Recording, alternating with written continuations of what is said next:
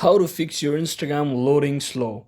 So hello guys, welcome back to my YouTube channel. If you're also facing slow loading when you're trying to open the Instagram application, so in that case what you can do is just head over to your settings application, and once inside your settings, scroll down until you see the option called apps. So just tap on this and just locate your Instagram application from over here.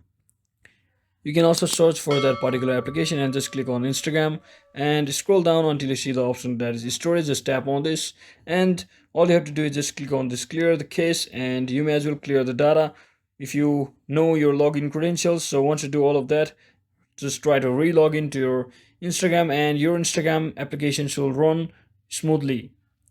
And if you are wondering if it's not still working correctly, then just head over to your Play Store, click on this Instagram button or application, and make sure you have your Instagram up to date. That means you have updated your Instagram application to its latest version, and there shall be no error and your Instagram application should run smoothly. So that is it for today guys. I hope this video was helpful. If it was, don't forget to like and subscribe to the channel. See you on the next one.